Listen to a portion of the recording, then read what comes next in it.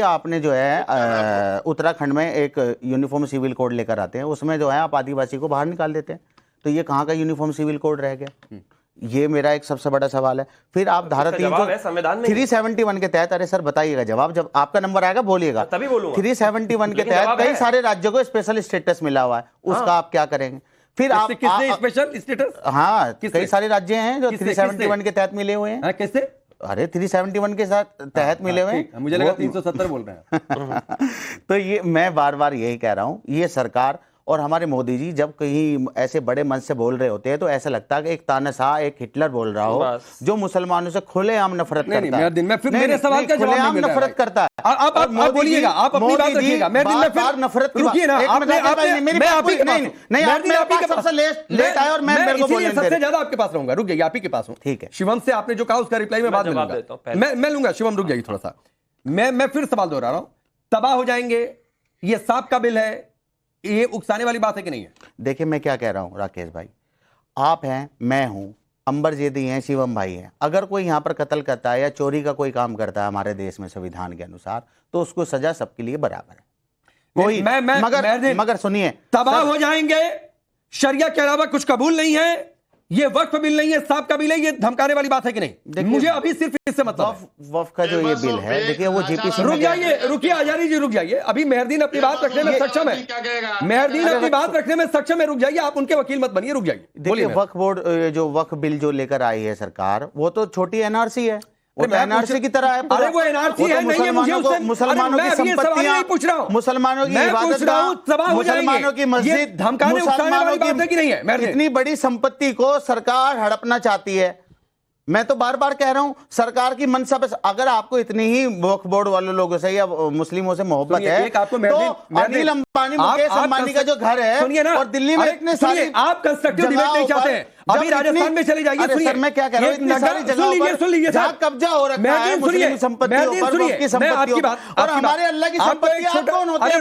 रुकिए, आप होते कौन है बेगानी शादी में अब्दुल्ला दीवाना? रुक जाइए, वो अब्दुल्ला कैसे दीवाना बना? अब्दुल्ला सुनिए, अब्दुल्ला की शादी में दीवाना बना।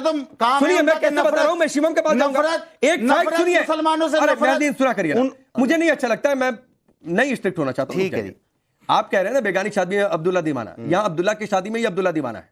नगम या मस्जिद राजस्थान में चले जाइए, और वहां पर सूफी खानदान का परिवार रह रहा था, उससे वक्फ बोर्ड ने उठाकर बाहर फेंक दिया, उनके सामान को सड़क पर फेंक दिया और तोड़ दिया।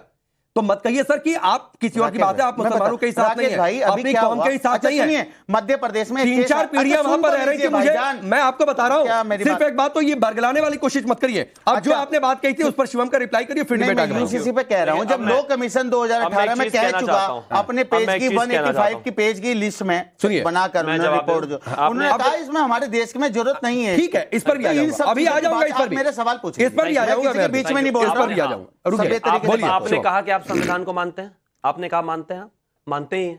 आप कहते हैं कि आप सेक्युलर शब्द को मानते हैं। आपने कहा कि उत्तराखंड में जो है एसटीज को स्पेशल राइट्स हैं, वो भी तो संविधान के आधार पर ही है भाई, संविधान ही दे रहा है उनको। मैंने आदिवासी का अरे एसटी एसटी बोला भाई, आप बताइए ना। एसटीओ को जो यूसीसी से, अभी कह रहे थे मैं बीच में नहीं बोलूंगा। अच्छा ठीक है, एसटीज को जो यूसीसी से बाहर किया गया, उसकी ताकत उसका वो भी संविधान ही देता है। अगर नॉर्थ ईस्ट के लोगों को संवैधानिक तौर पर आर्टिकल 371 जो है वो लेयर देता है, तो वो संविधान के आधार पर ही है भाई।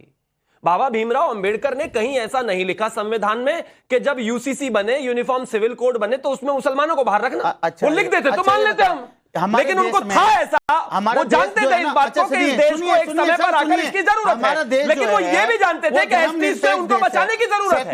वो ये भी जानते थे कि आर्टिकल 371 के तहत नॉर्थ ईस्ट को बचाने की आवश्यकता है। समझने नहीं चाहते आप इस देश की खूबसूरती खराब कर रहे हैं। हम कैसे खराब कर रहे हैं? विविधताएं हमारे, किसी का घर कब्जा लो और उसको खूबसूरती बताने लगो तो मैं उसको कैसे मान लूंगा? बताइए भाई। आप ये बताइए, आपके पास कोई ऑथेंटिक 15 लोगों, सिर्फ 15 केस के अलावा और संपत्ति है हमारे पास 9 लाख करोड़। आप 15 केस जो पेश किया, जब ऑथेंटिक 15, बिल्कुल 15 लोगों से 16 का नाम नहीं जानते। वो मैं सिर्फ एक जहां पर विवाद चल रहा है, आप मुझे सुनिए, अरे 15 मेरा 10 सेकंड का सवाल है। नहीं एक एक करके 10 बात कर लेते हैं। मेरा 10 सेकंड का सवाल है, मेरा 10 सुन लीजिए अरे एक लाइन हाँ एक लाइन सुन लीजिए फिर आप ही के पास हूं मेरा जवाब तो दे नहीं रहे। हाँ, मैं कह रहा हूं, मेरा फिर पढ़ा था आपने क्या है बिल्कुल उसमें? पढ़ा है। मेरा 10 सेकंड का सवाल सुन लीजिए। मैं सिर्फ एक ही चीज कहना चाहता हूं। मेहरदीन रंगरेज ने, उनके पिताजी के पिताजी ने एक घर में वो रहे हैं।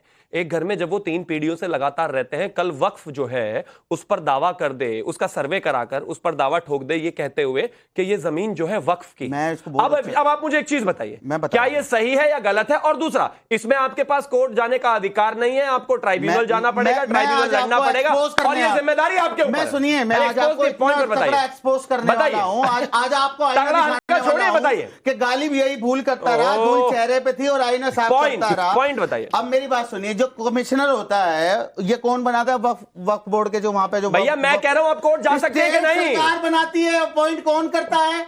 वो किस धर्म से होता है? किस धर्म से होता है? किसी भी धर्म का स्टेट बना सकती है। अच्छा, हाँ, आपको पता नहीं भाई, हाई उस कोर्ट पूरे जा सकती बोर्ड है। मेंबर की अरे पूरी भाई, काउंसिल में विधायक मुस्लिम, सांसद मुस्लिम, बोर्ड मुस्लिम, कमिश्नर मुस्लिम, कैसी बात कर रहे हैं? और आप कोर्ट नहीं जा सकते, यही तो दिक्कत है। नैरेटिव लोगों के कोई नैरेटिव नहीं है। मैंने पूछा आपके घर पे कोई कब्जा कर ले और आप साबित ना कर पाए तो वो सही है या गलत? बाथरूम लैट्रिन बनाने वाले लोग आज हमारी वक्त की संपत्ति इस तरह का अपमान न करें। क्या मतलब है?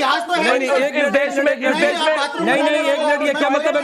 मैंने सबसे ज्यादा मुस्लिम कोई दिए नहीं, आपका कोई इतिहास बाथरूम नहीं है। और मत बताइए। नहीं, नहीं। 8 लाख एकड़ जमीन को इकट्ठा करने की जगह टॉयलेट बना लिया होता तो आज ये दिन नहीं देखना था। शिवम एक मिनट शिवम एक मिनट अंबर एक मिनट। वो हमारे अरे सुनिए भाई जमीनें दी है, अरे महदीन सुनिए,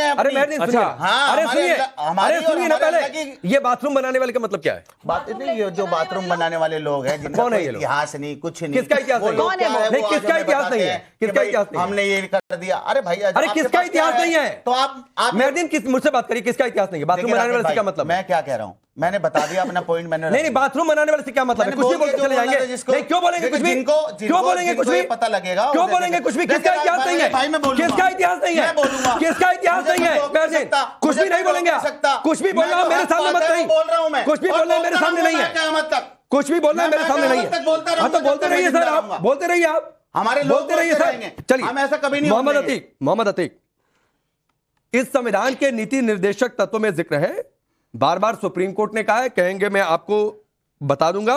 1985 का शाहबानो मामला हो, 1995 का सरल मुदगल बनाम भारत संघ का मामला हो, 2003 का जॉन वलमती बनाम यूनियन ऑफ इंडिया का मामला हो, 2015 का मैरिज लॉज और तलाक के मामले को लेकर सुनवाई कोर्ट में हो, या फिर 2017 का शायरा बानो बनाम यूनियन ऑफ इंडिया का मामला हो, इन सब में कोर्ट ने बार बार कहा कि यूसीसी चाहिए इस देश को। उसके बावजूद जब यूसीसी की बातचीत आती है, उसके बावजूद जब यह ड्राफ्ट जेपीसी को भेजा जाता है, मुस्लिम पर्सनल लॉ बोर्ड आकर यह कहता है, या तो आप जेपीसी के आने का इंतजार कर लेते, रिपोर्ट जो आ जाती इंतजार करते, तो आप कहते तुम फिर भी मैं एक तरीके से तार्किक मान लेता। लेकिन जेपीसी का गठन पता नहीं अभी पहली बैठक हुई है कि नहीं हुई है, शायद डेट आ गई थी, मैं कंफर्म बहुत नहीं हूं। जेपीसी की मीटिंग, उससे पहले आप आखिर कह देते कि शरिया के अलावा कुछ कबूल ही नहीं है, तो सर ये उकसाने वाली बात नहीं है तो और क्या है? और दूसरी बात है, फिर तो ये मत कहिए कि संविधान के बहुत मानते हैं। ये कहीं हम संविधान की नहीं मानते, हम सिर्फ अपनी मानते हैं।